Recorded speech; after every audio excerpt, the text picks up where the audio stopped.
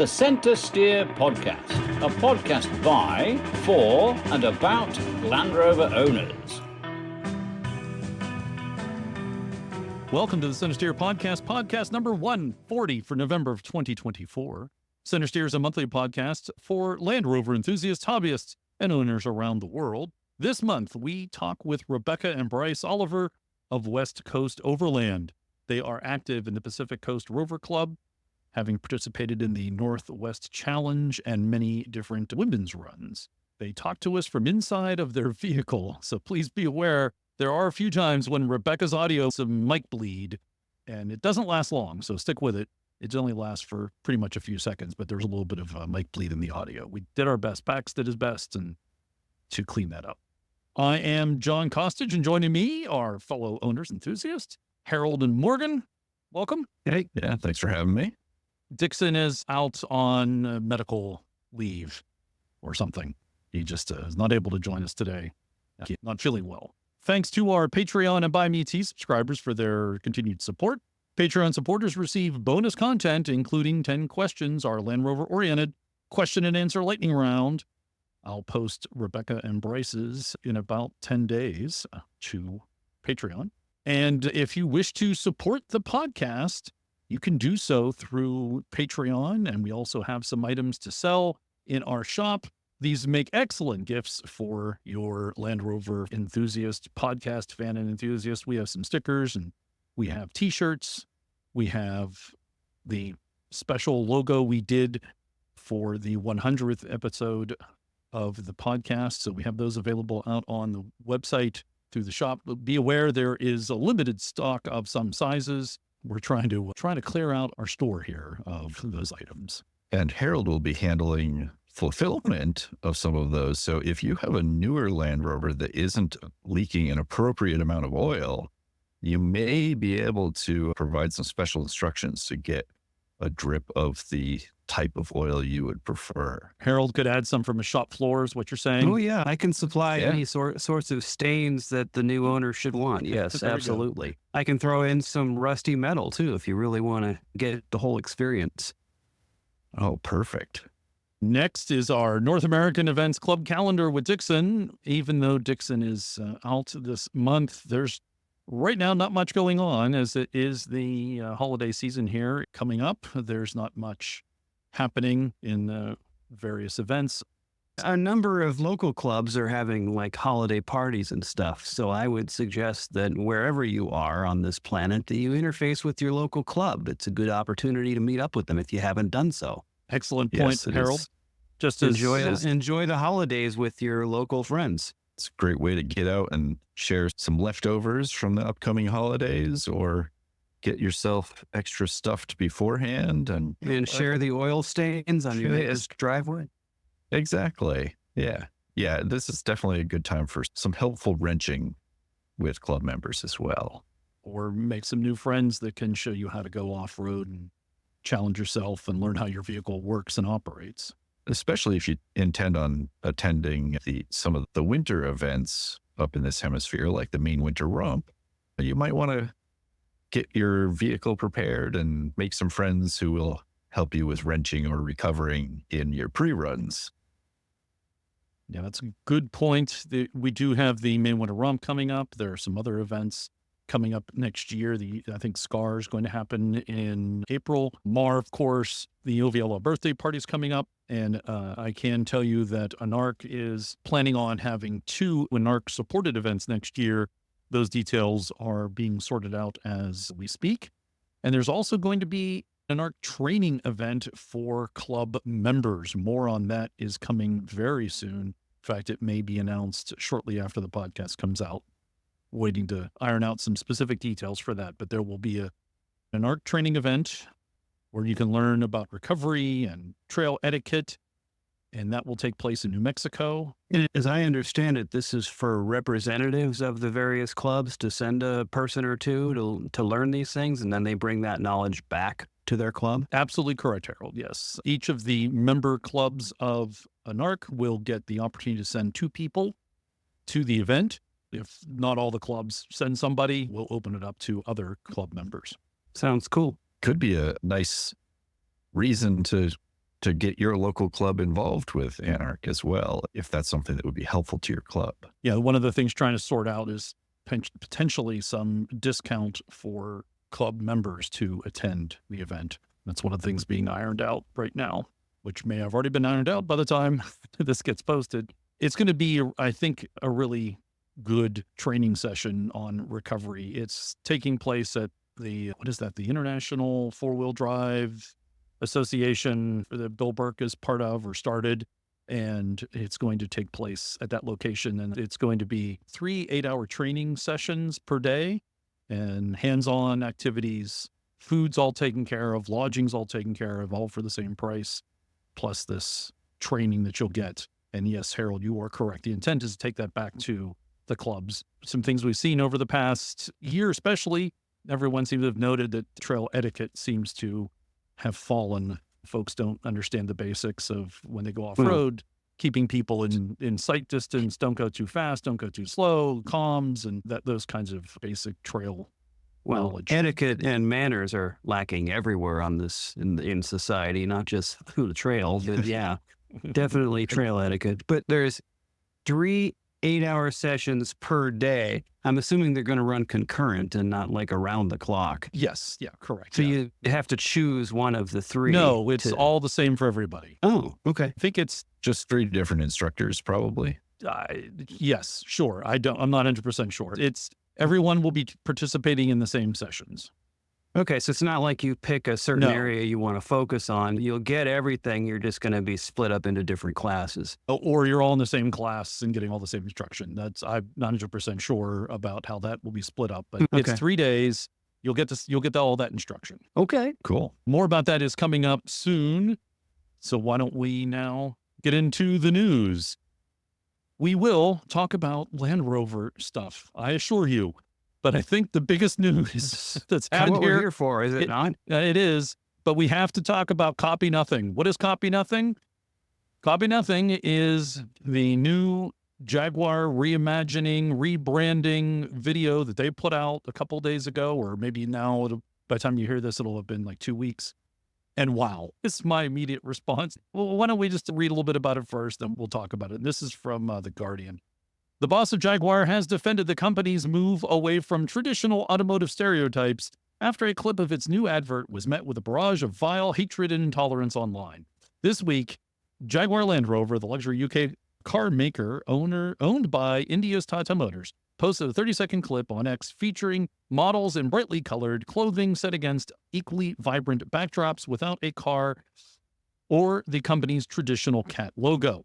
Quote, "If we play in the same way that everybody else does, we'll just get drowned out. So we shouldn't turn up like an auto brand," unquote. Jaguar's managing director told the Financial Times of the company's quote-unquote Copy Nothing campaign. Further, Glover told the FT, while the response to the campaign, which drew more than 160 million views on social media, has been quote-unquote very positive, he said he was disappointed by the vile hatred and intolerance in the comments towards those featured in the video.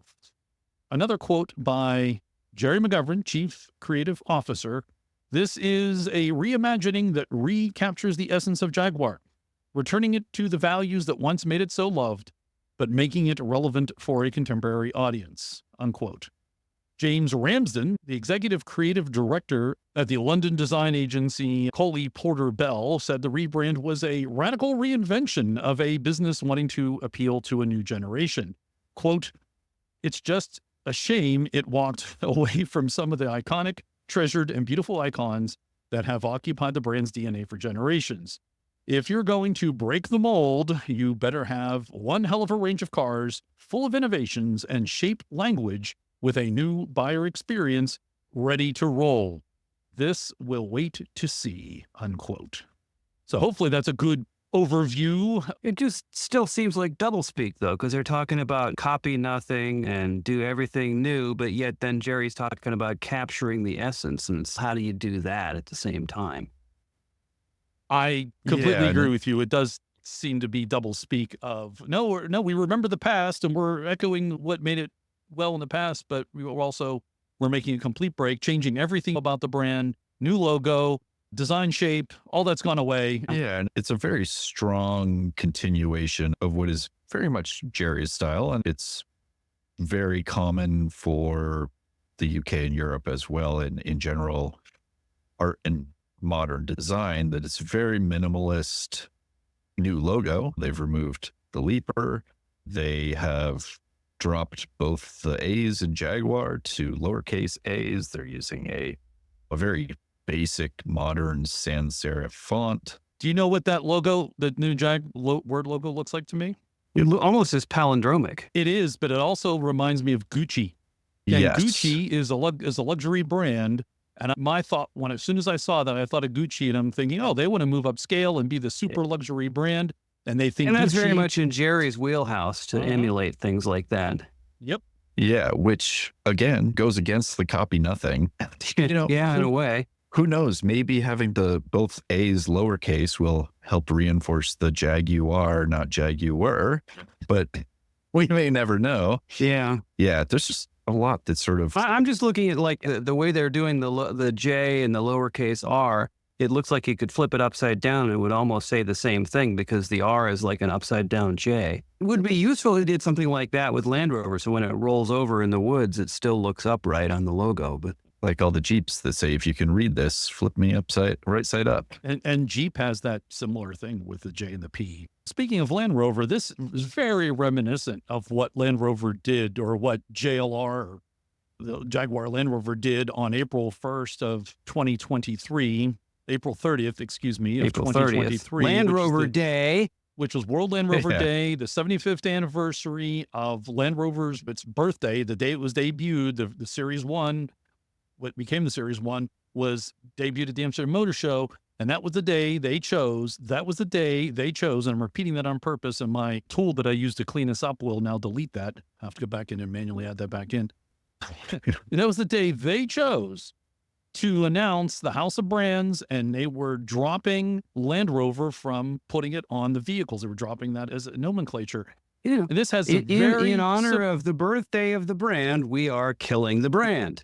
and that's very Right. similar, I think, to what this is. I don't know if there's any relevant Jag history that they chose this particular time to do it.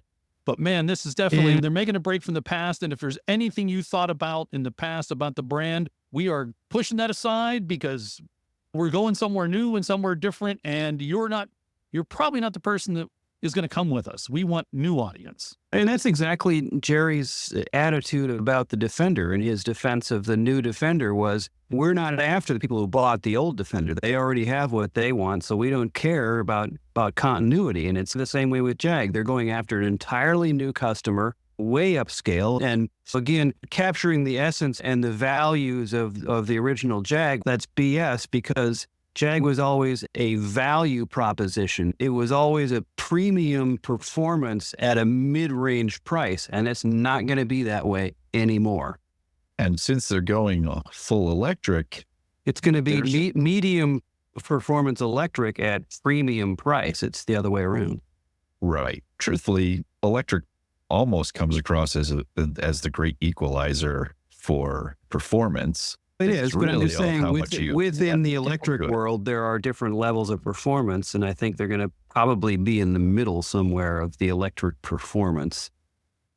Yeah, I don't see them pushing for high electric performance. They are not going to be like the Jag of old that for decades chased the world's fastest production automobile records.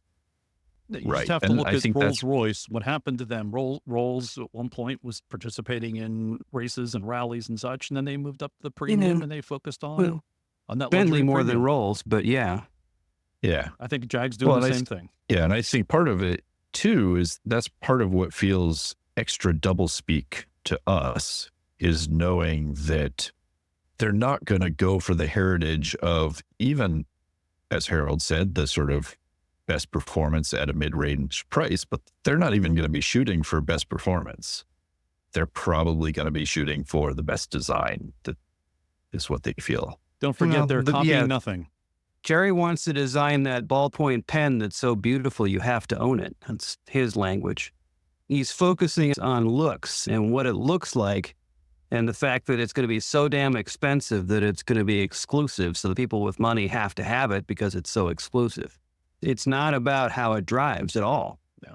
Unfortunately, that's where It's the money a fashion is. accessory that will take you from one place to another. And yes, I get that's economically what they have to do, but Yeah. That doesn't mean we have to like it.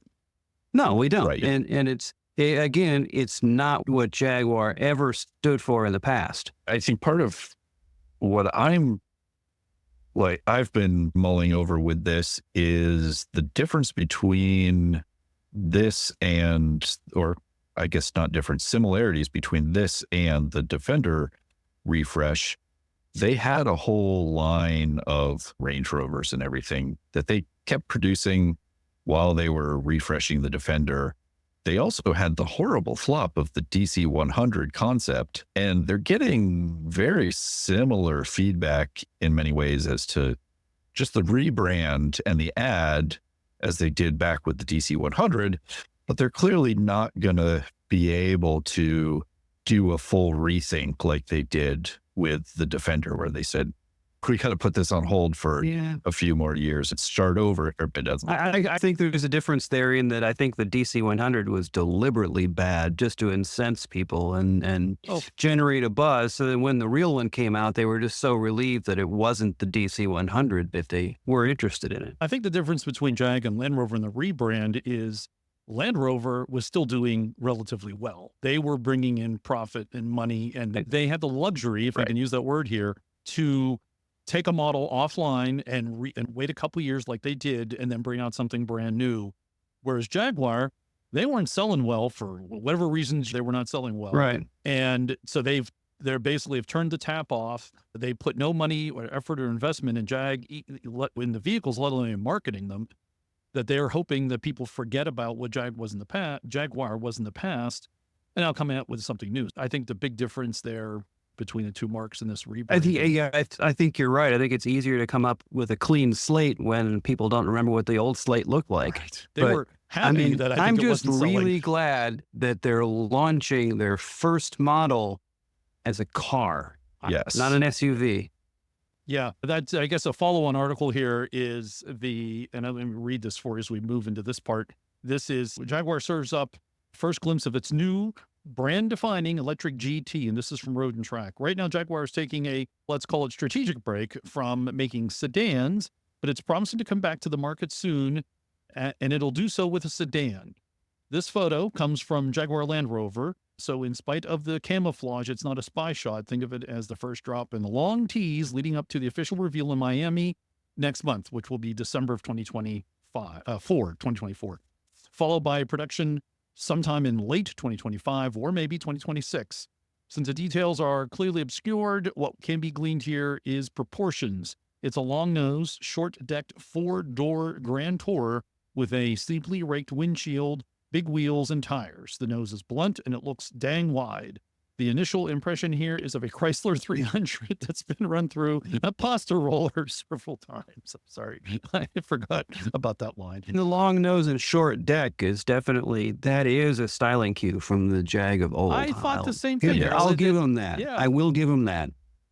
And I agree with you. It's good that they're coming in with a sedan because, well, let's face it, Land Rover has the SUV side. Yeah, they had no business going in SUVs in the first place because they have the sister division that makes the best by far. But they had to do what they had to do to try and keep the brand alive. But it was really the last gasp sort of thing. And it was just the wrong thing to do. It's just wrong for Jag to be building trucks. Yeah, and I have to admit that, like the Chrysler 300, this also gives me a little bit of the like Dodge Viper feel with, extra cardboard on it. And it clearly does have a lot of extra build in spots, just the filler that they put in to disguise the actual lines. Right. Yeah, it'll be interesting to see what it actually looks like underneath all the extra cardboard. So do we think the motor's going to be in the front, or is it going to be in the back? I like the fact that we can actually use the word motor and not sound ignorant. Yes. Maybe they'll have a motor at each wheel. Or one on each axle or something. Yeah. I thought, I think in one of the later articles, I think it mentions about the new architecture, and I think they're going to have a motor at each wheel, as it's believed. If they're going for performance, using hub motors, one on each wheel, really gives them an advantage because then they can start doing more things with traction control and torque vectoring and things like that. If they really want to be premium and high end, that's probably the best way to do it. Agreed. And I would be very surprised if they decided not to put in some of those features that Land Rover certainly has at this point, still the lead on in terms of the quality of their traction control and torque vectoring and all of that, those features. Right. Mind you, they don't need terrain response and they don't need the invisible bonnet. But yeah, some of the traction related things would definitely help them. If you make the nose long enough and the rake steep, the windshield rake enough and the dashboard depth enough, that invisible bonnet is really helpful. You might need it. Like they're stuffing a V12 under the bonnet at this point or anything. Doesn't look like they could, doesn't it? Just like they could stick one in. Yeah, but on the other hand, I think they're better off not, because people think V12 when they think of the Jag, but that was not their best engine. Yeah. No. That was really a response to the constraints that emissions regulations put on the 6, because the 12 only made like 5 horsepower more than the 6. You spend a lot of time getting it all tuned up and running right, and it's really sweet for a day. And then you're cursing it until you get somebody to work on it again. Well, the new Jag is supposed to debut here in the month of December 2024 in Miami. We'll, of course, keep watching it. I know we're a Land Rover podcast. The company is JLR, and Jag's very close to Land Rover, and it has been for a number of years. So we still like to make sure we talk about Jag, especially these big things that happen. And some of us came into the Land Rover world through Jaguars. Yep. And it plays into how the House of Brands is evolving too. Because now with this new logo, it makes a little more sense that they want to drop the Leaper, because they also dropped the green oval from Land Rover. Well, they dropped the Leaper, and they dropped the Growler, and they dropped all the things. Right. But yeah, that's what I mean though, is that with the House of Brands, they started dropping all of the quote unquote logos, icons, things like that. And so they were already going text only, which makes it easier for them to rebrand just the text logo now. And all of the dealers who have been refitting their dealerships, it's a lot easier to just swap a word sign. Yeah. It saves them a fortune on die casting the Leapers too. Yeah. All right, let's move on to JLR delivers resilient quality 2 performance in the first half of their fiscal year. Revenue for the quarter was £6.5 billion, which is down 5.6% year on year. The revenue was flat year on year at £13.7 billion. Q2 profit before tax and exceptional items was £398 million, down 10% year on year, reflecting the temporary aluminum supply constraint. Production and wholesale volumes are expected to recover strongly in the second half of the year. First half profits increased by 25% year on year to £1.1 billion. And this, just to be clear, is from the JLR press release. Over 2,900 orders taken on the recently launched Defender Octa, which retails at £145,000. Next stage in Jaguar's transformation to be revealed at Miami Art Week on December 2nd, 2024.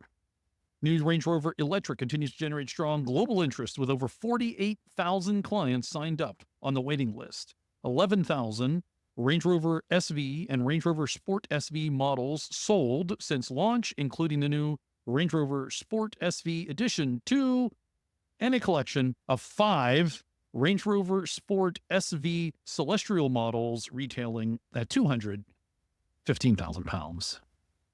And JLR's Range Rover SV Ranthambore Edition launched in India with all 12 units sold at £455,000. Another special edition. That's the most we will mention about special editions here is in that press release. Oh, wow. This would all freak my dad out so much. When we were kids, and a decent car back when we were kids was, I don't know, maybe $5,000 or something like that. Cadillac you get a Cadillac back in the late 60s for $5,000. Yeah, you can get a lot of car for that. My neighbor across the street had himself a Ferrari and it cost $24,000. My dad just could not grasp that and was always known as Dr. Banner's $24,000 car. That's the official name of the vehicle. Always. Well, there goes Dr. Banner's $24,000 car. And one time when Dr. Banner was out of town, one of the kids took it out and for a joyride and rolled it. Oh, no. Oh, yeah. It didn't come home for a month. Oh, Yeah. So we saw it coming up the hill on the wrecker, and my dad was freaking out about Dr. Banner's $24,000 car. Dr. Banner sold it to the Harrah's collection because that's what you do when you wreck a Ferrari. You just sell it to Harrah's and they do something with it. And bought himself another. And my dad, of course, had to know, did this one cost $24,000? Oh, no, this one cost $36,000. My dad was almost apoplectic. I can imagine. And the hilarious thing was back in the 90s, we got him his last car. The last car he bought was $24,000. Wow. Next up, China premium car market under stress. JLR to keep close watch. Tata Motors, which of course owns JLR, said China's luxury car market is experiencing stress and challenges related to the availability of finance to dealers. Noted that the biggest challenge in China now is the availability to finance dealers, and there has been a shrinkage in the number of dealer outlets there. The percentage of profitable retailers in China declined to 24% in the first of 2024 from 58% in the year ago period. Wow, you can tell this is a translated article and not well translated either. The number of retailers there has declined 24%. And also it's of note, JLR is planning to revive the Freelander model in an electric avatar in China. The automaker has entered into a licensing agreement with Chery Automotive to manufacture electric models under the Freelander name. There's some stress to JLR in China. Yeah, they're the biggest market, but they're also the biggest country. And it must be hard to have upmarket dealerships at the quantity needed to cover. Obviously, only certain areas are going to be wealthy enough to maintain those dealerships, but still, it's got to be hard. You also have to have people there with enough disposable income to pay for said luxury vehicle. And China's been having economic issues. Right.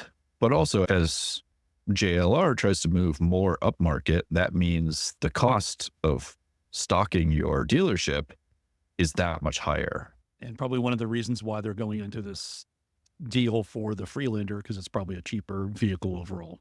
Next, JLR Russian subsidiary acquired by its top managers.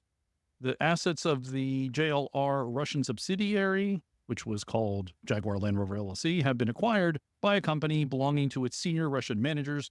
The deal was closed on October 31st, registered in Moscow at the end of 2022. Now owns 100% of the subsidiary, which previously belonged to the British company JLR PLC.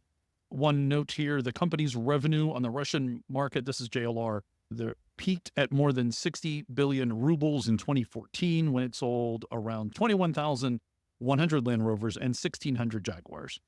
So no more Land Rovers officially in Russia. Yeah, but it seems like proportionally that might be more Jags than other countries. It seemed like it didn't. I didn't do some research, but it felt like it. As mentioned before, the Octa is selling very well, or at least the demand is it. They have 3,000 orders in for the Octa at 150,000 pounds each. From Auto Express, Land Rover has confirmed that it has taken more than 2,900 orders for its new range-topping Octa. Described as a no-compromises Defender, the 626 brake horsepower V8 off-roader has been developed to work equally well as a high-performance SUV on and off-road. Improved approach and departure angles together with increased weighting depth dovetail with the car's 3.8 seconds 0 to 62 mile per hour time, which makes it the most powerful Land Rover Defender ever to make production. Quote, "We wanted to be as fun on the Stelvio Pass as it would on the Dakar Rally stage," unquote. JLR's Director of Special Vehicle Operations, Jamal Hamidi, told Auto Express. Pricing kicks off at 145,300 pounds for the regular model, and the Edition 1 is 160,800 pounds. There's your Octa. Has launch control. And those prices sound much more reasonable compared to the special editions that we just went over. Oh, on the Ranges, yeah. That's because it's a special edition Land Rover, not a special edition Range Rover. That's special edition Defender. Land Rover doesn't exist anymore. I'm still calling it a Land Rover. I'm with you, Harold. I'm with you, yes. And I think the Octa even removes the green oval mark. and replaces it with the Octa I think they're going on all of them. And there is an oval there, but no, there's still what's in it. Except on this picture that they have on Auto Express, you can clearly see there's a Land Rover emblem on the front. Well, there's an oval, but what's in that oval, I can't see. I thought for the Octas that they were putting in a special icon in those locations. You mean the diamond? My memory is hazy. Diamond?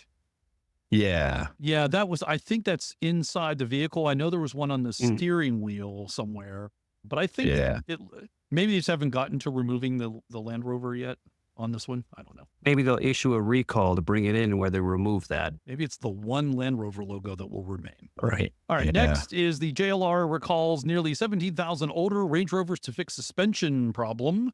And this is here in the U.S. JLR is to recall 17,000 units of the full-size Range Rover in the U.S. due to a serious problem with the front suspension. Certain 2014 to 2016 Range Rovers, the upper suspension joint can crack and cause the suspension arm to detach. This can easily lead to loss of vehicle control.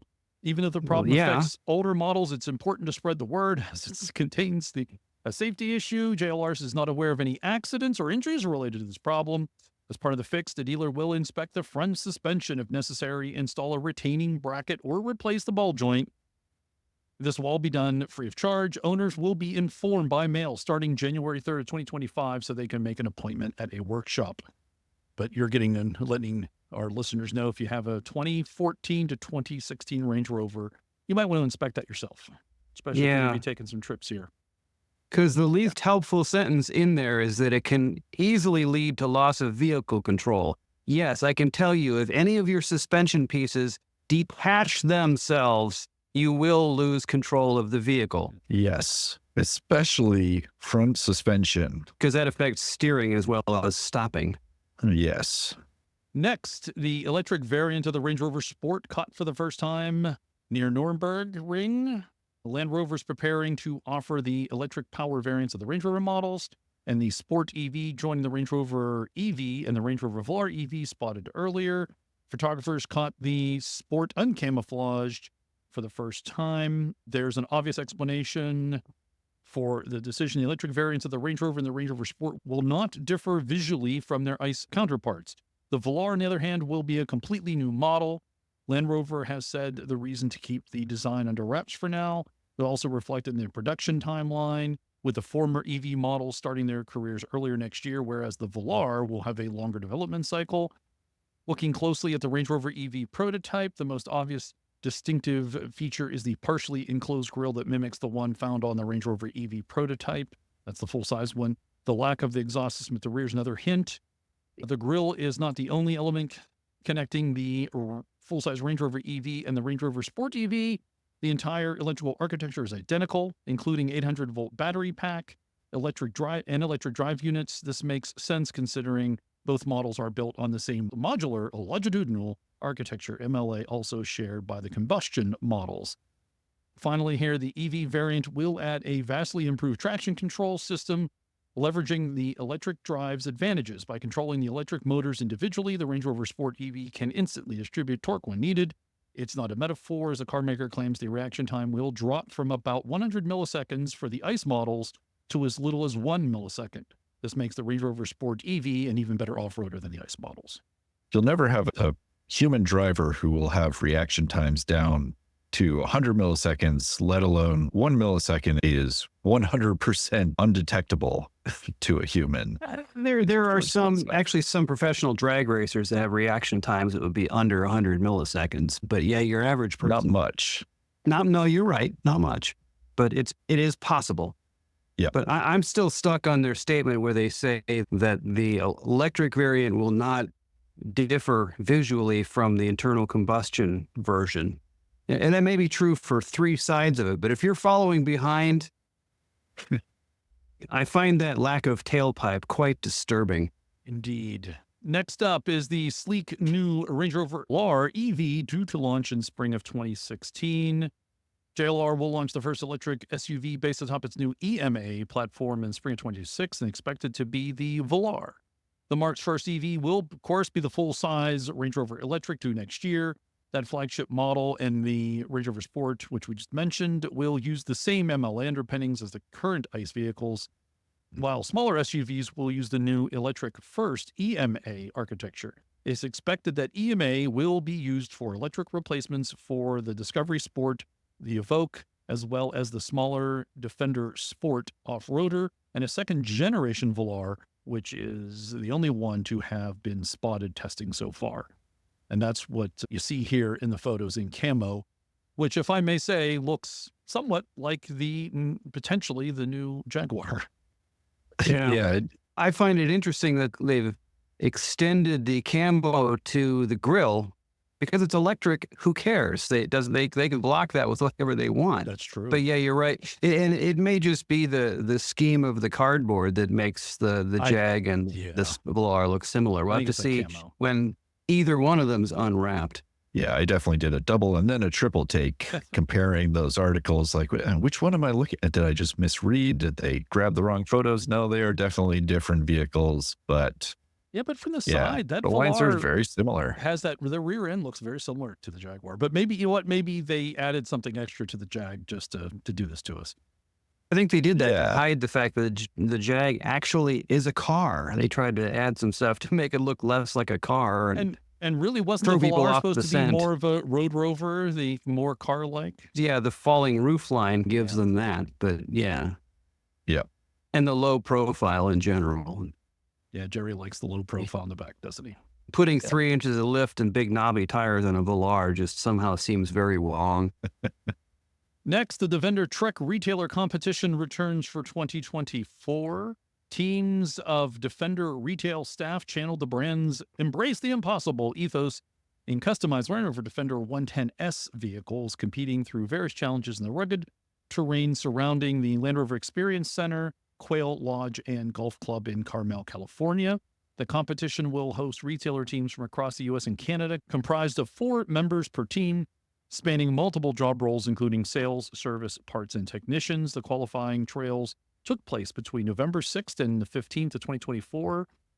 The Defender TRЄK vehicle is based on the 2024 110S, featuring a 2-liter turbocharged 4-cylinder engine, grained leather seats in ebony, complemented by light cloud cross vehicle beam that make up the interior. The exterior of the limited edition Defender is finished in 3M pearl white wrap, with robust off-road accessories and gear to continue the tradition of creating uniquely capable off-road vehicles. The hood proudly displays a raised body color TRЄK logo along with a livery around the vehicle. The vehicle is equipped with an off-road pack, advanced off-road capability pack, as well as the air suspension pack, 18-inch steel wheels wrapped in off-road tires with over 11 inches of ground clearance. And that's all taking place, as I said, in Carmel, California. The TRЄK vehicle also features accessories such as a winch, front bumper, undershield, wheel arch protection, checkered body plate protection, raised air intake, side-mounted gear carrier, ladder, and expedition roof rack. Because eventually I think these will come on the secondary market, and people might. Now, are these ones kitted out by Lucky 8 like the other ones were?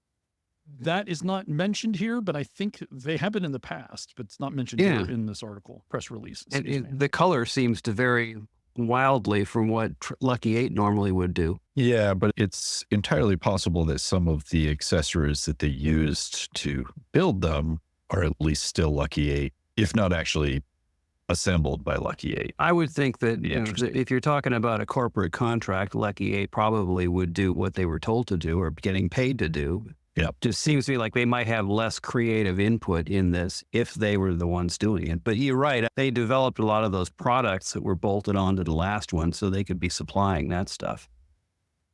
Yeah. And the Defender TRЄK retailer competition here took place the same place they had Destination Defender weekend. We're recording this over in Carmel. Probably good that they weren't at the Biltmore facility. That's not doing too well right now. No. I think they purposely moved the Destination Defender around the country, and they made the right choice this year to go to California. I'll cross my fingers for Vermont for next year. Kind of unlikely. So that means you're going to go, right? If they have one in Vermont, sure. Yeah. Take your old Defender. Series. There would be a good reason for you to get your series truck working. That'd be exactly. They would love to see it. Tow it to the gate and then push it in if you have to. I just want to install the floor panels and Fred Flintstone it in if I have to. I think it could There be you one of the go. competitions. You could help build your series truck. That'd be great. And we wanted to take note of Ratan Tata had passed away. He was 86 years old, and he was in charge of Tata Group, which included, of course, Tata Motors, which eventually had bought Land Rover and JLR, bought Jaguar and Land Rover from Ford back in 2008. Which was good because he was able to keep them together. Ford spent a lot of resources creating synergies between the two brands, and so they wanted to sell it to one company, but they were having trouble until Mr. Tata showed up, and so he was able to keep them together, and which was a good thing. And tended to let them be fairly independent as well, which was good.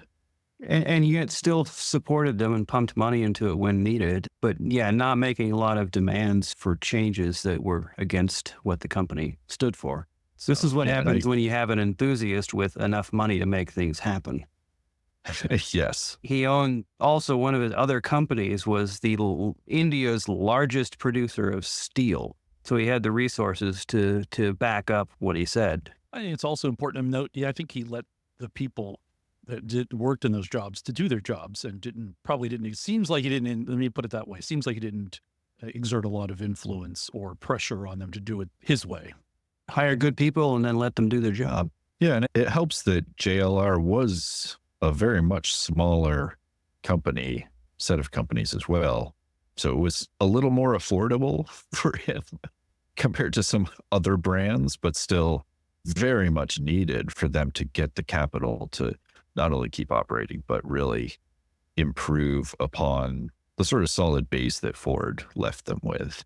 And I think that given some of the other options for who could have ended up buying it, I think this was really the best scenario for JLR, because I think anybody else that was buying it would have done like what BMW did. They rated what they wanted and then threw the rest away.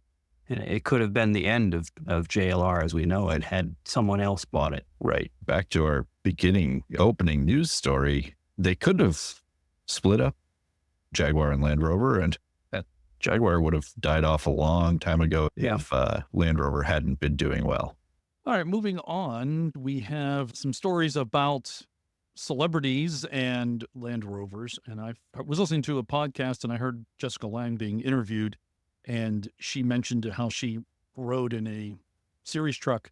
And I found an article about it from 2015.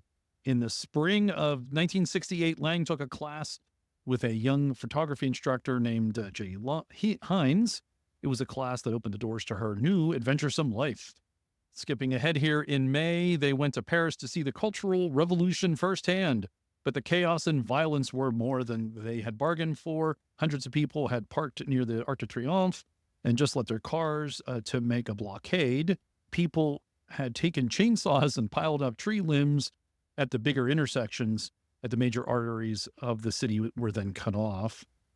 And she goes on in this article to say, in the middle of the chaos, Lange and Seymour, who she was with, met a toothless street peddler named Ralph Laveni, who was mad because the protest was hurting his business. He would yell to protesters, "Go home to your mommies, can tuck you into bed." They remember, and Seymour told this guy that he would buy him new dentures if he came away from them. Anyway, eventually Seymour and this guy, they piled into a secondhand Land Rover and made their way to Amsterdam. And there's a picture of that secondhand Land Rover in this article, which looks to be, I think it's a Series 2? Is that a 1? Looks like flat sides, actually. Yeah, I think that might be a 1. I think it is a 1. There's flat sides. So we'll call this a Series 1. I think it's a 58. I remember hearing, I think it was a 58 at the time. So that was the end of the Series 1s. And then another famous Land Rover, Arthur Miller and Marilyn Monroe's Land Rover, is going to head to auction. This is a 1961 Series 2. It's to be sold in January of 2025. I'll read you some from the article here about it. In the years following the 1958 introduction of the Series 2, plenty of automotive enthusiasts were drawn to the combination of the efficient design and powerful engineering. Among those enthusiasts were one of the century's most notable power couples, Arthur Miller and Marilyn Monroe, who just purchased a Series 2 in 1961. Miller held on to the Land Rover in the decades that followed, and it's been in the hands of the Miller family ever since. And in the early days of 2025, the Series 2 will be changing hands. Specifically, it will be sold by Boheme's at their 2025 Scottsdale auction in a package that also includes the original factory invoice and a certificate from the British Motor Industry Heritage Trust. While the listing for the Land Rover notes that it will require some recommissioning before returning to the road as a result of a period of disuse, there's something charming about the reasons behind the vehicle. Specifically, Arthur Miller was a car enthusiast and handled many of the repairs himself until his death in 2005. Prospective buyers interested in the 61 88-inch hardtop, take note, this has a 4-cylinder engine, manual transmission with 2-speed transfer case. Boheme's is selling the Series 2 without a reserve. According to the listing, the Series 2 was largely used for transportation around Miller's Connecticut estate and for short trips in the area. Miller was this Land Rover's first owner, buying it in Sully Hall and transporting it to the U.S. from Sully Hall. Pretty cool. Neat. That is I pretty missed cool. that the first time. That's great. And I think this is Yeah. the one that there was that famous photo of Marilyn Monroe out with her skirt up outside. I think that's the very truck. It's interesting that he bought it in Solihull, yet it's left-hand drive. So he had to have ordered it in like US spec and then picked it up there. Yeah, I wonder if we know anybody who needs to add another Hollywood Land Rover to their collection. Yes, good point. You have no functioning Rover at the moment, Morgan. But I don't have another Hollywood Land Rover yet. You mean like one that might have been a famous actor's Series 2? Yeah. And if you're not familiar, Arthur Miller was a famous playwright. He wrote Death of a Salesman in 1949. And he was married I to thought you were going to Marilyn explain who Marilyn Monroe was. Monroe. I know. So. Yeah, exactly. Yes. Welcome to modern America. You're listening to the wrong podcast if you want that kind of information. Yes. Next is, we reported on this last month, the Queen Elizabeth's traffic light system Land Rover that she had for royal reviews was up for auction, and it has in fact sold. It was a 1978 Series 3. It was part of the Royal Review of Convoy of Vehicles for her public engagements. It was sold at auction for £32,000. With the fees, though, it ended up being £36,800. No word on who the purchaser was.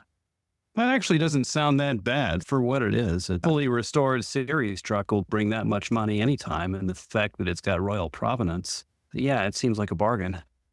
And already set up for your significant other to backseat drive. Or back standing up drive. Probably easy to get to pass the MOT. It's probably well maintained. It would be the first time it's ever had to do that, mind you. It's true. Ever.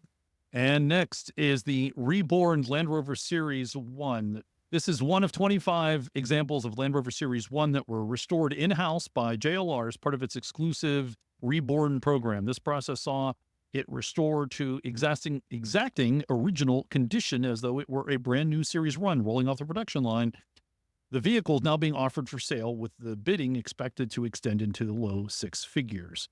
The reborn restoration program involved a complete disassembly, cataloging, and rebuilding of each selected vehicle with restored parts and original paint colors like bronze green, Royal Air Force blue, dove gray, and poppy red. Each restored Series 1 was issued a 12-month or 12,000-mile warranty. The featured 80-inch Series 1 originally was exported to Australia, returned to the UK for restoration in 2017, and that was completed in 2020. Now up for auction at Sotheby's. It's expected to fetch between $130,000 and $195,000. And if you want to learn more about Land Rover, you're not familiar, this article goes on further to talk about Land Rover and its beginnings, which I'm not going to read into, but you can if that interests you. This one specific Series 1 is going up for auction. Not surprising that it was recovered from Australia, where most of the Series 1s that are newly rediscovered are coming from. Yeah, the ones that aren't rusted out yet are still in Australia. But about the only place where trucks don't eventually rust. And I need to correct one thing. It sold. It was not for sale. It sold at auction for £59,800. Looking at these photos, it looks better than a new one would have looked coming off the line. In 1958, just looking at some of the, yes. Yeah, looking at some of the panels and the clear reflections off the panels, those panels are a little too straight. Yes. That's a good I believe that the term there is over-restored. Yes. Yes. The quality control, I think, in 1958 was a little different. I'm sure they wanted to make it as best they could, but they were also getting the vehicles out as fast as they could, too. They spent a little extra time this time. That defines the entire run of the series truck all the way through the last Series 3. Yes. And finally, in the news, we talked about the GAR, the Gulf Area Rover Rally last month. Gar. Our friends over at the Lost Cause Ranch, they posted a video called We Take on Alabama in an old Land Rover. I'll have a link to it. Go out and check it out. It's a good overview of what happened at the GAR. So I just wanted to make sure if you haven't seen it, go out and check it out. And then after you watch that one, you can watch the companion piece where he takes on the North Star Rally in Minnesota. It's a nice little box set of videos of Anarch events. Indeed. And there's mention of myself in the GAR video. I'm sure that'll drive the numbers high just to hear.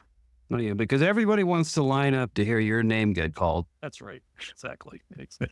All right. That is the news for November of 2024. And now on the CentreSteer podcast, calling us all the way from the other coast of the United States in Portland, Oregon, is Bryce and Rebecca Oliver of West Coast Overland. Welcome to the program, Bryce and Rebecca. Thank you. Thank you. I met you guys when I attended the Anarch, I think it's better to say supported, Pacific Coast Rover Rally up in Oregon, and had a fantastic time. I know, Rebecca, you did a great job helping out with registration pieces. So really appreciate that. You guys had a great event. It was wonderful and had a really good time. How did the West Coast Overland get involved then in the rally? So we are both officers of the Pacific Coast Rover Club and have been instrumental in planning all of the events year round. And that's how we became a part of the Anarch event. And the Pacific Coast Rover Club, PCRC, did I get that right? Correct. Yeah. How long's the PCRC been around? The club just celebrated its 30th anniversary A year or two ago. So a little over 30 years. Nice. You didn't know there'd be a quiz. I'm quizzing you on PCRC history. Do you know anything about the beginning of the PCRC club? I know the founders fairly well. I know the club has extensive history. I've only been actively involved in the club for the past 10 years. Rebecca and I moved to Oregon from Florida in 2014, and that's when I got involved in the club. Oh, nice. Nice. Okay. So you've been involved since I 2015. wanted to go as far away from Florida as possible and still be in the U.S. Basically, corner to corner. That's a long trip. They could have gone up to Alaska. They're still Yeah, that, but yes. yeah, continental U.S. There you go. So you come from Florida. Is that where you got into the Land Rover world? You got the disease? Actually, I bought my first Land Rover in Kentucky, and back in 2008, I bought a certified pre-owned 2004 Discovery 2. And I bought it at the Land Rover of Lexington. They were closing that dealership to consolidate with the dealership in Louisville. And I got it for what I thought was a good price. Immediately needed heads, of course. Of course, naturally. But it was a beautiful, Was that- please, 42,000 mile car. I still have that Discovery. Did they give you a certificate saying this will need heads soon? No, it wasn't until I got the first oil change done on it. They were like, oh, it needs heads. And then the sales manager was like, no, it's fine. They're just weeping a bit. Yeah. It's normal. So you have this D2, I know, 04 D2, right? Yeah, I still have this car. Were I you still have living my in first Kentucky at Rover. the time, or was this that you were living in Florida and got No, we were living in Kentucky and then moved to Florida. And then from Florida to Oregon. I will say that you're doing the correct movement directions for a D2. You're moving from the Central Coast to the south and then up to the Pacific Northwest. Away from the salt. They bought it away from the salt, then Cooler moved to the climates salt. too, right? That's supposed to help with the overheating, but Still a D2. That was your very first Land Rover? that was my very first Land Rover. So had you been a car guy or an off-roader, or were you into some other make or mark? Yeah, car guy for sure.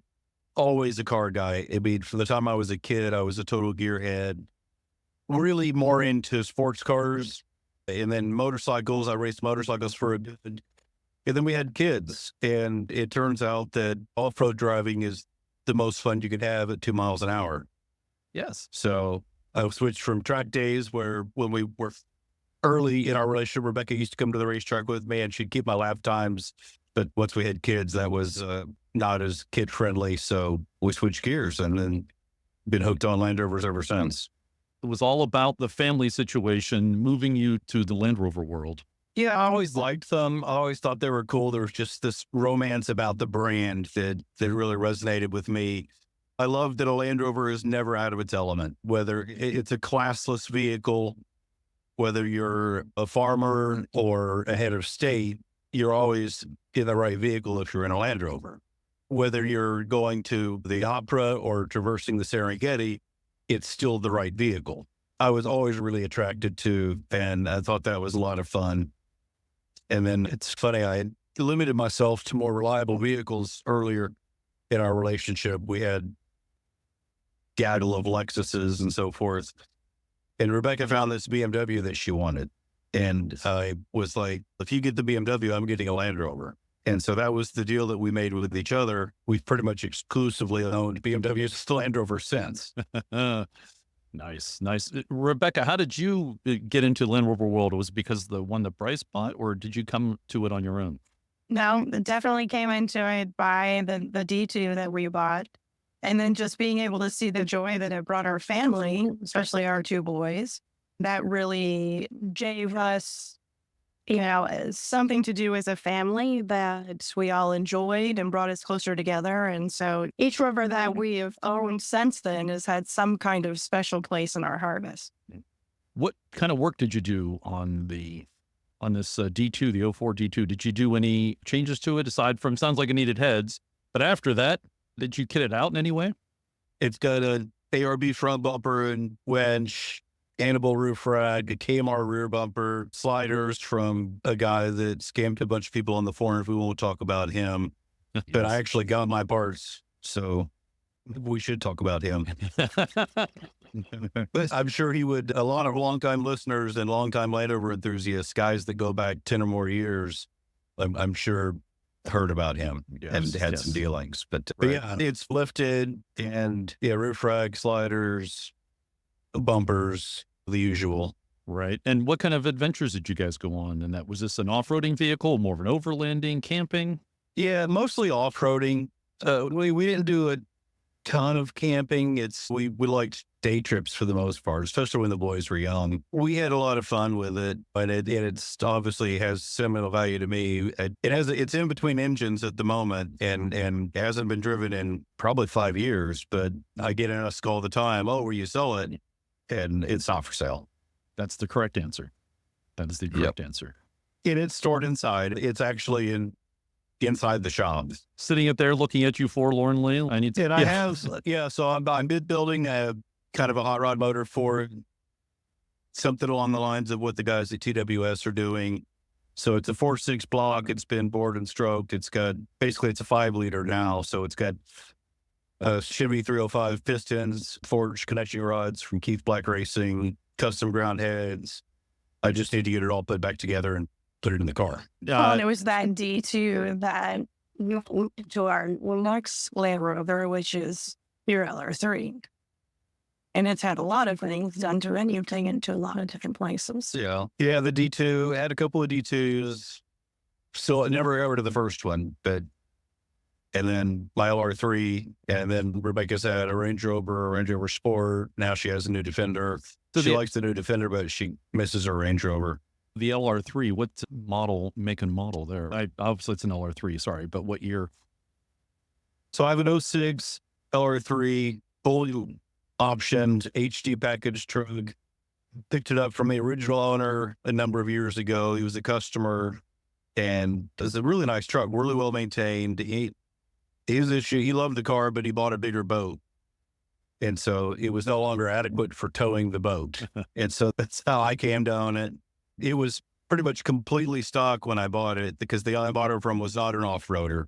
And I've done a lot to it. It's on 17-inch method beat grip wheels. Now I've modified the brakes to fit the 17-inch wheels, running 33-inch mud tires, bumpers, rack, winch, sliders. Did you keep the air suspension or did you do a coil? Still on air. Oh, good for you. Still on air. I refreshed the whole air suspension about a year ago. I did Bilstein B6 struts with new air springs, all 4 corners, new valve blocks. Excellent. I really like the way it rides and drives on the air. I like the versatility of it. So I'm at 258,000 miles, and they've not been gentle, certainly not the ones that I've put on it. And it's a good amount of trail range and patina character, shall we say. No, that's But, excellent. That's I've outstanding. tipped it on its side. I've had it leaned up against trees. Yeah, there's stories we need to hear. How'd you put it on its side? Yeah, it was during the Northwest Challenge, another Rover Club event that we do up here each fall. And this was 2 years ago, I believe it was. And so my shop foreman and another club member were with me for the event. And people ask me how it happened. I always just say the sun was in my eyes. There's more to the Exactly. story, sir. Come on. What was going on? There's more to the story than just all the sun was in my eyes. That's where I've started. Ended up the sun was shining somewhere else, but Yeah, no, it was a little tight trail Northwest Challenge here in Oregon, which alternates each year. The Northwest Challenge is co-hosted between the Canadian group and our Canadian club, Roverlanders, and then the Pacific Coast Rover Club. And so it alternates between Oregon, Washington, and Canada. And so this was 2 years ago when it was in Oregon. I guess I just picked a bad line, and I think I was fine, but my navigator, he panicked and he said, stop. I probably shouldn't have stopped. I probably should have just kept going. And I think that we would have made it past that tipping point, but I stopped. And then the truck just gently, if that's possible, rolled over into a tree.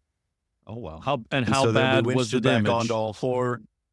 It wasn't too bad. I have a front rack on the LR4, and so the rack took some damage and folded and then broke out the sunroof, just the front sunroof, not the big glass panel.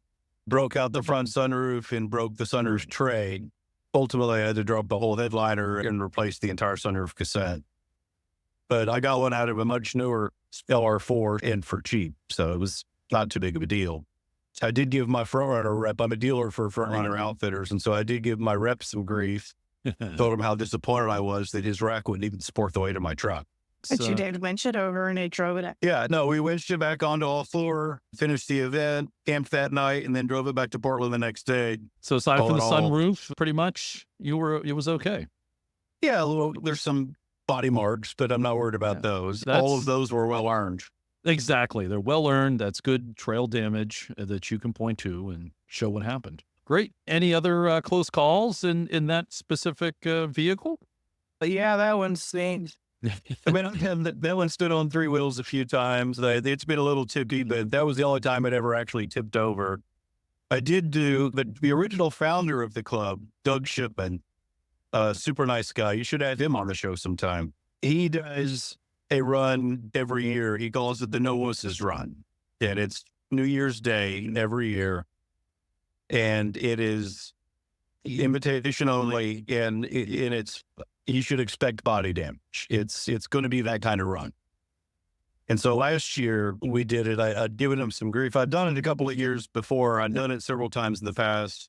And then I realized, I was like, oh, I hadn't heard from Doug. And so I had to give him some grief. I was like, how come you don't invite me anymore? And he's we've been running some really tight trails. And the LR3 is substantial. They're not small cars. And so he said, if you want to come, one of my techs came with me. Boy, we ran a lot of winch rope that day. Everybody did. We only had 10 or 11 trucks total. And everybody winched. And it took us, and there's some videos on this, some really good videos, especially of the carnage that my LR3 suffered. Because we broke a mirror that day. We broke both rear tail lights, broke my rear right quarter glass. It was just this X trail that was crazy tight. Chauncey is another club member with a YouTube channel called Crashy Moto, and he did some good footage of the X trail run and showing some of the carnage and the winching that everyone had to endure. And where does this take place? The Northwest Challenge? The Northwest Challenge alternates locations. It's never in the same spot. It's all kept secret until the very last minute. The only thing that you know is each year it's going to alternate between Oregon, Washington, and Canada. British Columbia. And then it sounds like a dozen trucks is the maximum invite. I think maybe the Northwest Challenge could have more trucks, but the New Year's Day No Wusses Run is generally limited to tennis trucks. Gotcha. Understood. Okay, I was confusing the two. Are these all just Land Rovers, or is this open to, do they include any other make? Northwest Challenge is Land Rover exclusively. There's another club that Doug Shipman, the founder of the Pacific Coast Rover Club, has some ties to. It's called the Jolly Jeepers. On the New Year's Day run, there's some Land Rovers and some Jeeps. So you've been participating then in both of those events. Is this the same LR3 that you put over on the side that you also then ended up taking on the No Wusses run? Yes. Okay. Yep. Same one. It's been pre-disastered. Why not? The way I saw it when I went on the No Wusses run and everybody was talking about how tight it was, we'll just self-clearance. We'll either make the trail bigger or the truck smaller, one or the other. What kind of terrain are we talking about here? Is this, I assume, mountainous, rocky? Yeah, mud, mountain, rock, tree. Lots of trees, tree stumps, somewhat rocky, and then, muddy and rainy. These are like logging roads, I take it? Somewhat, yeah. The X trail that we did this past year for the New Year's No Wusses run was actually a hiking trail that Doug found while hunting. And that if we cleared a few trees, we could fit a truck through this. And he's not wrong if your truck's a Series 1. An LR3 is substantially larger than a Series. It depends on how you define a truck, yes. Yeah, exactly. So the terrain sounds a lot like some of the events we go to at this end of the country, only more so. It's a good time. The weather generally is pretty mild here. Even in the middle of the winter, it's cold and rainy, but it's not freezing. And that makes for some really fun and exciting off-roading. Yeah, it's really interesting to get out on the trails here. Out in our Tillamook State Forest here in Oregon is beautiful. But the same trail that you could drive in the middle of the summer, and it's fairly hill-home, and you could go up it in a stock Range Rover and not have to worry about anything. Once the rainy season starts, that exact same trail that was mundane in June can be terrifying in November. Because of rain, mud, I assume snows also enters the mix? Snow at elevation, certainly, yeah. But mostly rain and mud. The trails continually evolve with traffic. The guys that come through in the big trucks with 35s, 37s, they'll run them out, and you have to recalculate your approach every time. PCRC, the Pacific Northwest Rally, took place in Redmond, Oregon. They called that the high desert. And how much off-roading have you done in that neck of the woods there? I would really like to explore that more. The Bend area, high desert. Most of the off-roading that I've done in Oregon has been on the other side of the mountain pass, the other side of Mount Hood. What I found from the high desert off-roading is that it's either beautiful but not terribly exciting, or it's really challenging and exciting. And it's a lot of volcanic rock and sharp stuff and a lot of opportunities for things to go wrong. The one thing I had never encountered before was volcanic rock on the trail when we were there. I wasn't driving, but you're like, I think that's volcanic. Yes, that's volcanic rock.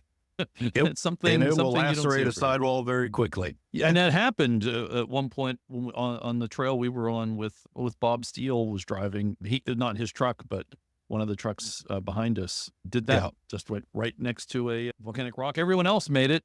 There was 15 trucks in our run. And it was like this middle truck just took the wrong line and just touched it. And I believe that was an LR4. It was actually, yes, you're right. Thank you. It was the LR4. I think there were two sidewall lacerations, both were LR4s. Yes. I know both owners. So Rebecca, do you join in on the off-roading, or are you enjoying the sportiness of the Range Rover? No, I definitely join in on the off-roading. We try to do at least 1 to 2 women's runs a year for the Pacific Coast Rover Club. We've actually got our next women's run on December 7th. And I will do that run in the new Defender. I have a trophy edition new Defender, and we'll take that out and have a good time. We just recently had a quick run through Mount Hood that we took the new Defender on, and it's amazing. It just crawls over everything. And then I've got some of the cool gadgets that the older trucks don't have. I can see my wheels on camera, so I know if I'm going to hit a rock. cheating a little bit, but it's definitely a really fun ride. And what year is that? 2021, 2022. Yeah, 22 Trophy Edition. And then at the Anarch event, Ralph unlocked some of the other hidden features on it for us too. So that was nice. Yeah, he does that as he travels across the country. He'll help people and unlock extra little bonus features, if you will, in your new Defender. Easter eggs. Are you the original owner of that new Defender? No, I'm actually second owner. We bought it with 2,000 miles on it. It actually came from North Carolina. So our thought is that someone probably just purchased it to actually do the run and then traded it in. Oh, yeah, that's right. Because if you could do the Right. Defender Trophy Challenge, if you bought the Defender Trophy truck. Exactly. Right. Okay. That's right. I remember that now. You bought it, what, how many miles? It must not have had a lot of miles on it. Yeah, it was just 2,000, a little over 2,000 miles on it. Wow. We bought that in, gosh, it's going on 2 years ago now. It'll be 2 years ago in December. Yeah, so I was actually looking for a D90 Carpathian edition. And I talked to our local dealer, and it was maybe 18 months before we could get it 10% over list. And so I started just looking around online, and I found a D90 in Maserati store in Colorado. And I told Bryce, like, we could always just fly up there and drive it back. And he was in the shop. It was late on a Friday night, and he's tinkering on his car, and a couple of my guys are working on theirs. And I was just scrolling through online, and about 18 pages in, I see this Trophy Edition 110 in Beaverton, which is a suburb of Portland. And I had to do a double take, and sure enough, it was local and for sale. And so I made the appointment to see. It was a Friday. The next day was the PCRC Christmas party. The Sunday, I went to see it, and we bought it that day. It was quite impressive. There's one of your bonuses of not living in Pennsylvania. You cannot purchase a vehicle in Pennsylvania on a Sunday. Well, not at a dealer. It's a blue law. Yes, well, it's one of the That's so last few blue laws that are available here in the Commonwealth of Pennsylvania. All lots are closed. Which makes it actually the perfect time to go window shopping. Yes, especially Exactly. for newer Go used wander cars. the lot and see what you like, and then you can Mhm. come back and make your deal later without having to have the salesman up your butt the whole time. It's been quite enjoyable. It didn't come with everything that we have it on now. We did the limb risers. We did the light bar, the We- limb risers, wheels and tires. But Does the the Defender Trophy is supposed to be capable right off the assembly line. Yes. Other than that, so it is actually dealer's decision whether they want to put the winch in or not. Oh, really? Yes. Okay. So ours did not come with the winch. There were definitely things coming right off of the purchase that we immediately started checking the boxes. Interesting. Okay. I assumed they were all the same out of the factory, kitted out the same way. Guess not. Is that your daily driver now?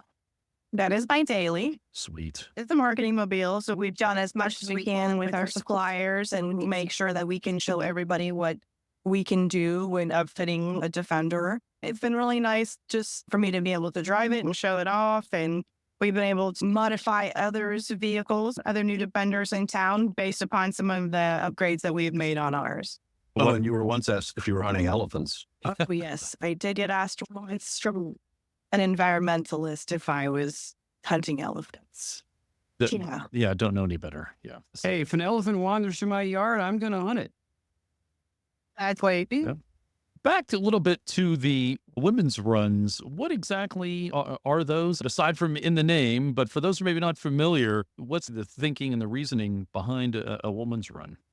Yeah, so for the women's run, it's only women drivers, but we can have male navigators. And it is a little bit of making sure that the female is not just set to the navigator position. We want to make sure that they're comfortable behind the wheel, that they understand their vehicle, that they know how to use it and the benefits of it.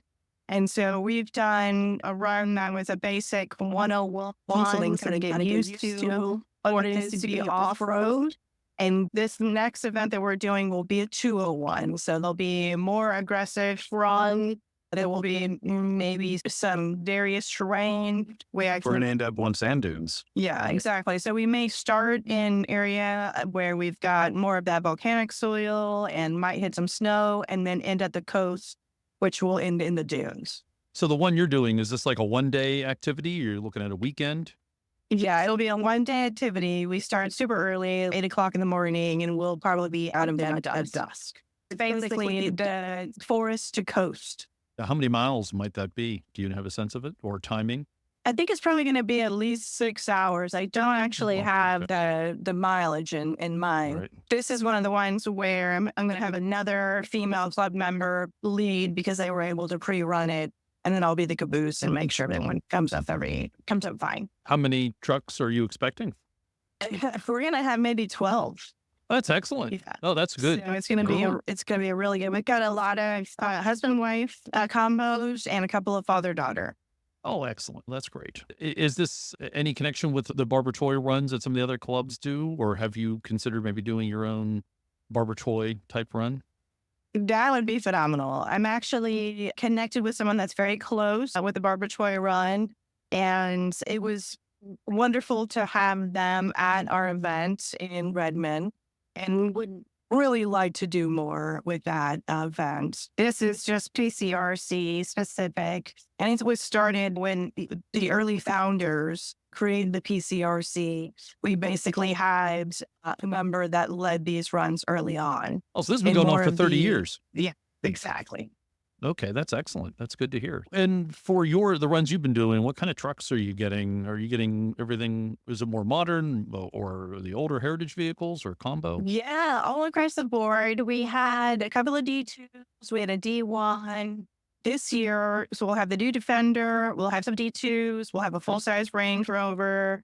May have one series truck. LR3s, LR3, LR4. LR4. So a gamut.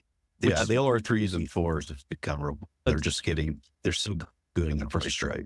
I think you're absolutely correct. Have hit the right price point for people to do either their own work or modify it and keep it running, but yet not worry too much if they do a little bit of damage, put it on its side. They've become cheaper and more expendable than a series truck. Excellent point. Yep. Harold. Excellent point. What's that series truck that's going to be on the run? You said a series, but there's 3 of them. I think it's a Series 2A. Excellent. That's good to hear. Good to hear. Oh, The Range Rover Sport, was that your first Land Rover for you? For me, it was a full size. So I had a full size Range Rover. That was my first. Definitely fell in love with that truck. And then Let's slow down. What year was that? well, because you got a Sport and you liked it. The year on the gray one was 2008 2008. HSC Lux. Nice. I assume that was just highway and pavement driving. Yeah, no, we didn't take that one off road. Right. It has taken, so we sold it to a club member and he has taken it out. He lives on an island up in Anacortes and so the Seattle area, and he's been taking it out off-road in Seattle and in the areas in Washington. Excellent. So you went from the full-size Range to the Sport. And To a you Sport. you still have the Sport? No, we sold the Sport. So I went from the Sport to the new Defender. Have you owned any other Land Rovers? That's it for now. To my Well, next full size. And we've also got the 06 and the 12s. And We have 9 total, but I have not Nice. driven all 9. And have you thought Yet. about any of the heritage vehicles? Any of the older ones? Those interest you? I like the old Defender, but I think that I prefer the newer vehicles. What about you, Bryce? Any older vehicles in the fleet? And you I- didn't mention any classic Defenders in your list. I get to work on a lot of them, and the series trucks are cool. They're so packed with charm and character, but they're also they're stressful to drive sometimes. You're very self-aware of your mortality in a series truck. Part of the excitement. Yeah, no, it is. I like to describe it as a fully immersive driving experience. It requires your undivided attention all the time. Yeah, just to keep it pointed in a straight line, you really need to plan out if and when you want to stop and where. And when you want to turn, and when you want to need to brake, and when you need to turn the Correct. other way. Yes. We do own 1979 Yeah, I have a lightweight. Yeah. So my oldest Rover that I've owned and currently own is a 79 Series 3 lightweight. It was a fitted for radio truck. It's still on the 24 volt system. which is a little bit finicky sometimes, but luckily it comes with a hand crank too. That's helpful. I have had to use it on multiple occasions.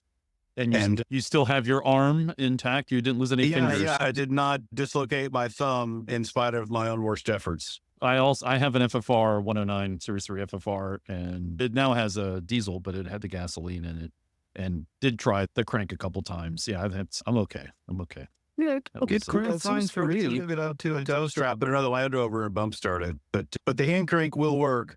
The hand crank works really well as long as it's been run recently. If it hasn't been started in a few weeks, then the hand crank takes a really long time. The hand crank doesn't work as well when the engine's a TDI also. Yes. Yeah, this one's just a 200 horsepower petrol, not a real high compression engine. Not Not too anymore. hard to turn over. Have you taken that on the trail? I actually have not. I've taken it. I bought during the pandemic from a guy up in Canada, the Roverlanders Club in Canada. He had imported it from the UK 12 or 13 years prior. He'd had it for a very long time. Super nice truck. Came with a bunch of spares too. Unfortunately, the starter solenoid that I need, there's not a spare for it. And then the one I ordered from LR Direct doesn't work. So I'm hand cranking when I want to run it or tow starting it. But it's been a lot of fun. I'm mostly just taking it to like Cars and Coffee, Rigs and Coffee, the All British Field Meet, club events, things like that. When it comes to the trail, the LR3 has just been so stinking good. As long as it fits, it goes wherever I want. What other kind of events and activities you guys get up to? Have you just mainly stayed in the Pacific Northwest? Do you get up into British Columbia, or do you Alaska, or do you come this way towards the east?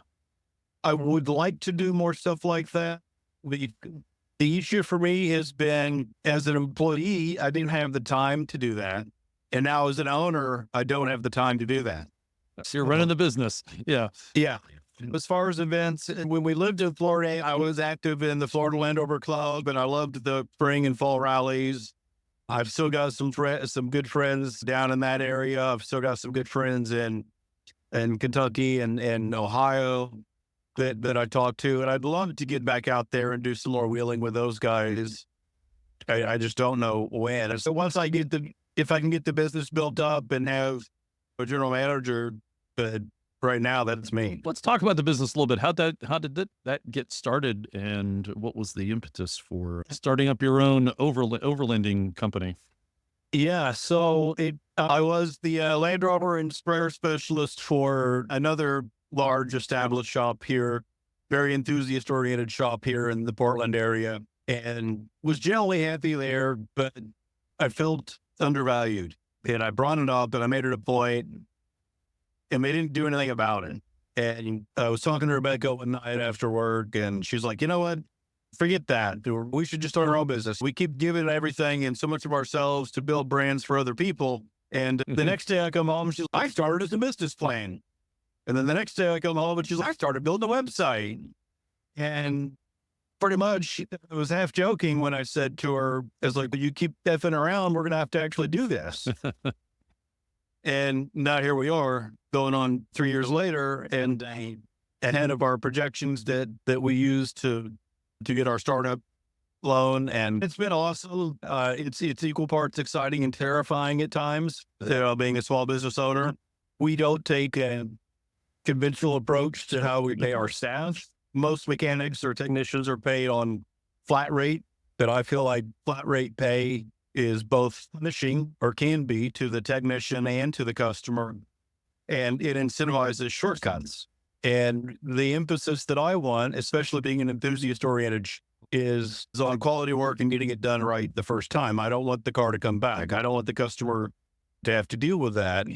And so the last thing I want is to have a technician, the job goes sideways first thing in the morning on a Monday. The job that was supposed to take 2 hours takes some 6. As flat rate tech is trying to make up that lost time and is in a bad mindset for the rest of that day and possibly for the whole week. And so all of our guys are paid salary. We put a tremendous emphasis on the quality of the work, getting it done right, being meticulous, being thorough. We offer complimentary inspections every time a car comes in, no matter what it's for. We give it a quick look over for the basics. We check all the stuff. But when we make recommendations to customers, I prioritize the recommendations based upon 4 criteria. And the first thing is to make sure the car is safe for them and for other cars on the road. And then the second thing is to make it reliable. And then third thing is comfort and convenience features. And lastly is aesthetics, because a car that doesn't run is not a danger to anyone, but a car that doesn't stop is a danger to a lot of people.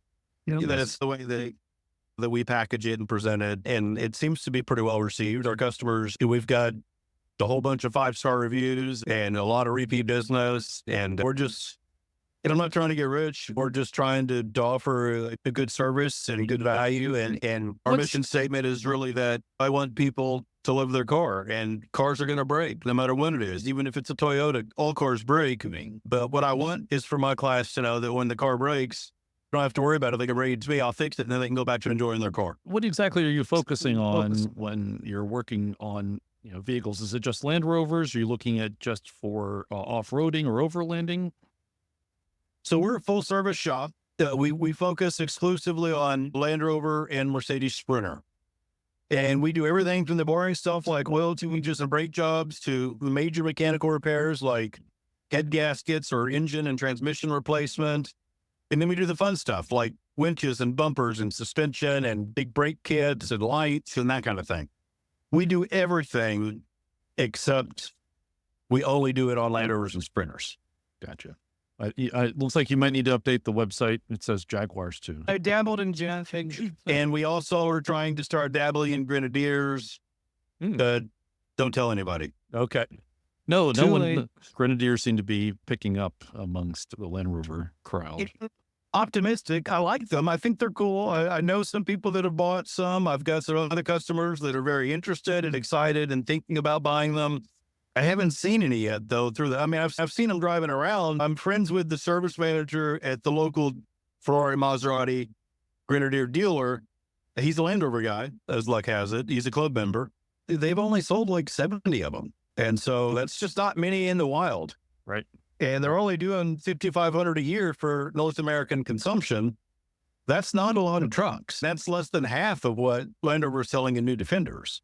And Land Rover's been selling new Defenders now for 4 years. It's funny. Some of the business partners that are our best partners and resources in the van community for the Sprinter stuff, Agile Off-Road, Owl, I wouldn't say Owl Vans, but they changed it now to Owl Outdoors because they're branching out, have really leaned into developmental products for the Grenadier, and they're not paying any attention to the new Defender. I think that is a little bit short-sighted because they're competing for a very small market share. You figure if Ineos is only selling 5,500 Grenadiers in the North American market, how many people are actually wheeling them versus how many people are just buying them for the status and because it's retro cool and it looks better in the driveway than their neighbor's Lexus GX.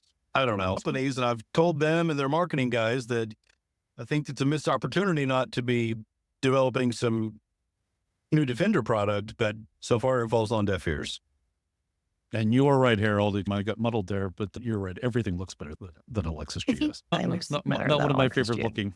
Yeah. Got interesting with those big catfish drills and all. They've been doing that for a while now, and they're good cars. Oh, I'm sure they are. They never really inspired me. Every Toyota product out there is a great car for people who just aren't into cars and don't know any better. Yeah. And that's the difference too. That's the big thing. A lot of people don't realize, why does a Range Rover cost so much? It is truly a bespoke car. It's not a parts bin car. Like you look at a Lexus LX or GX, like $100,000 SUV. And it's got the same AC controls and infotainment that came out of a Toyota Odyssey in a van. It's got the same turn signal stalk out of a Toyota Corolla. It's like when you get in a Range Rover, every part in that car only fits a Range Rover. And you're in something special. And how ugly Toyotas are. And not just ugly, but they lack soul. They lack character. Yes, absolutely. You have hit and nail on the head. How I describe Toyotas on any given day. It's a soulless transportation appliance. Yes. Yeah, it is an appliance. It's transportation for the masses. Honda, Toyota, they're fantastic vehicles. They build some remarkable engines. They just don't have any personality. Speaking of personality, you got to drive, and I want to hear about it, probably one of the most storied Land Rovers in all of history, Oxford. Tell us about that. I drove that. We hosted that car, and then I helped to transport it down to Ike and Eugene. And so Oh, drive you it were a the couple of West Coast times. connection. Okay. What's that? You were the West Coast connection. Yeah, and it was really cool, but no one could give me directions to Singapore. You need to go over the water or under the water. Yeah, but what a cool rig. And the history and the pedigree, that is definitely one of the highlights of my career and contacts. And as being a Land Rover enthusiast, was getting to be intimate with that car, even for just a few hours, was just fantastic. Did you get to drive it, or did you just Yes. cart it? You did? Good. Yeah. Actually, we met each other through Oxford because both Harold and I did get to drive it on its way to the west. I'm still trying to decide if it was more satisfying to drive it or to be able to wrench on it. Oh, I can see for you, Harold, you probably enjoy I the hosted wrenching. it for a week in my shop, and we did some things to improve the drivability of it. And that to me was in many ways more satisfying than driving it. But driving it around was cool too, I gotta say. And you poked your head out of the hatch. Oh yeah, I got to do the BB, stand on the seats and stand up out of the roof. Yep, did that. Yep. Nice. Excellent. Did you do any work on Oxford to keep it going? I did not. It was at Doug Shipman's shop first, and started when it came in. I guess I went to Gordon's place up in Lamorna Garage. He's one of the founders of the club up in Seattle. And then it came from Lamorna down to Doug's place, Ships Mechanical. And then they displayed it there and then drove it across town. There was like a convoy. They drove it across town and brought it to the shop I was working at the time. And then we used that shop's truck and big enclosed trailer because they had a race team also. That shop was heavily into Porsches. And we then took it down to Springfield to Ike, and I did some work on it. They drove it. I did not work on it. It got the Porsche treatment, as it should. Yeah, absolutely. Yes. Enclosed trailer, air conditioned. Yeah, it was such a cool truck. Absolutely. And just the pedigree. Oh yeah. You're really going to be involved in that project, and then to still follow it and see where it's at now, what it's up to it was very exciting. It was just cool to be immersed in the history of it. Absolutely. Did it inspire you to read the books, or had you read the book? Or I did read the books. Yeah. Yes, I read them again after seeing it. It is different when you're reading it and you're like, they're talking about what they went through with the car and what the car went through and everything they faced. To be like, I was in that car. I got to drive that truck, and it's very cool. When they talk about the third person napping in the back amongst all the other gear, you sat in Oxford and then I just can't imagine how that worked. Oh, with all the gear in there too. Yeah, that had to be very strategically packed. It was both those trucks. They're just tiny. And how do you get three people in there in each of them with all this gear? And they had film and tea. Well, that's why they had the middle seat. They had the three seats up front. Yeah. Yeah, but they didn't all sit in the front all the time. Usually one guy it's would either you sit up front and squeeze between the two other guys, or you're going to be like piled on top of the gear and back. Take your pick. No, that's a remarkable adventure that those guys enjoyed or got to experience. I don't know how much they enjoyed it at the time, but in hindsight, it was quite the experience. I suspect they seemed like they had a good time. I refuse to think otherwise. Yes, indeed. Speaking of a good time, thanks for coming on the podcast and talking to us today about West Coast Overland and your Land Rover history, both of you, Bryce and Rebecca. We really appreciate you coming on the podcast. Thank you. Thanks for having us. We enjoy the Land Rovers and then the enthusiast community. That's part of why we're both so active in the club, is we just try to give back and to celebrate these vehicles and the camaraderie that they create among fellow enthusiasts. Yeah, they certainly do. And thank you for also helping out for the Pacific Northwest Rally. There we go. I think I finally got it right. There it is. Yeah, yes. Took me a minute. I actually pulled up the NARC website just to double check. Thanks for helping out with that. That was a great event. And if I recommend anyone who's in that neck of the woods or wants to go up into Oregon, it's a great place to wheel. This was wonderful. So thanks for helping out with that event too and exposing more people to that part of the world. Thank you. Awesome. We hope you enjoyed show number 140. Thank you to our guests this month, Bryce and Rebecca Oliver of the West Coast Overland. Go check them out. And if you're in that neck of the woods, in Oregon and Washington. It's great off-roading country there. Go check that out. And also thanks to the One True Packs for his continued production support. He did help out, especially with Bryce and Rebecca there. We had little audio issues. Hopefully it's not too bad and you got through it listening it all right. And of course, thanks to Harold, Morgan, and Dixon. Even though Dixon couldn't join us this month, we still appreciate Dixon helping out. And thanks to you guys for joining us this month. Yeah, sure. Thanks as always. We post a new podcast at the end of every month. Our website at CentreSteer.com has all our shows to listen to and show notes with links to stories discussed in today's podcast. You can directly support the podcast at patreon.com/CentreSteer. You can also buy us a t-shirt, a sticker, or buy us a tea, and you can visit our website for all those details. The teas also could be brown water, so we encourage that. And we have a t-shirt. Send us some brown water because we need some brown water to make more of our trail tone t-shirts. Yes. Nice. Yes, the months are getting cold and we need something to warm us up. Brown water helps with that. Thank you for listening. We love to hear from you and what you're up to in your Land Rover. On behalf of the entire North American crew here at the CentreSteer podcast, I'd like to thank you all for listening today.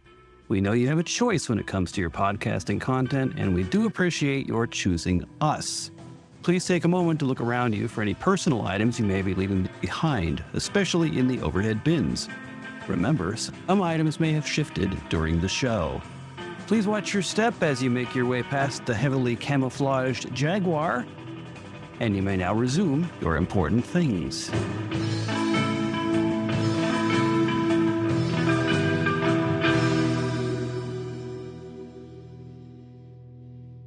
I just want to install the floor panels and Fred Flintstone it in if I have to.